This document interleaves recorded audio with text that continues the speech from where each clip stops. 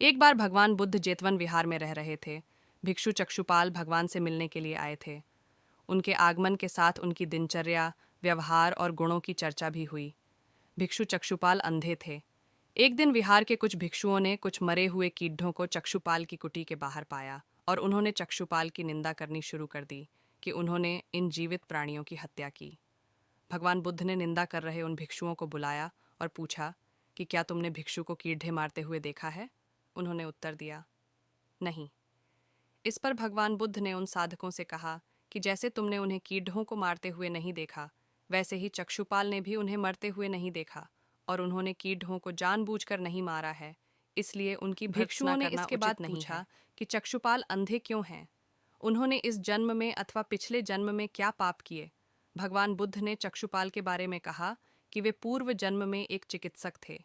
एक अंधी स्त्री ने उनसे वादा किया था कि यदि वे उसकी आंखें ठीक कर देंगे तो वह और उसका परिवार उनके दास बन जाएंगे। स्त्री की आंखें ठीक हो गईं, पर उसने दासी बनने के भय से यह मानने से इनकार कर दिया। चिकित्सक को तो पता था कि उस स्त्री की आंखें ठीक हो गई हैं।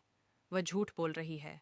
उसे सबक सिखाने के लिए या बदला लेने के लिए चक्षुपाल ने दूसरी दवा दी। उस दवा से महिला फिर अंधी हो गई। वह कितना ही रोई पीटी, लेकिन चक्षुपाल जरा भी नहीं पसीजा। एक बार भगवान बुद्ध भिक्षा के लिए एक किसान के यहाँ पहुंचे। तथागत को भिक्षा के लिए आया देखकर किसान उपेक्षा से बोला, श्रमण, मैं हल जोतता हूँ और तब खाता हूँ। तुम्हें भी हल जोतना और बीज बोना चाहिए और तब खाना खाना। बुद्ध ने कहा, महाराज, मैं भी खेती ही करता हूँ। इस पर किसान को जिज्ञासा हुई और वह बोला, मैं न तो तुम्हारे पास हल देखता हूँ, न बैल और ना ही खेती का स्थल। तब आप कैसे कहते हैं कि आप भी खेती ही करते हो? आप कृपया अपनी खेती के संबंध में समझाइए।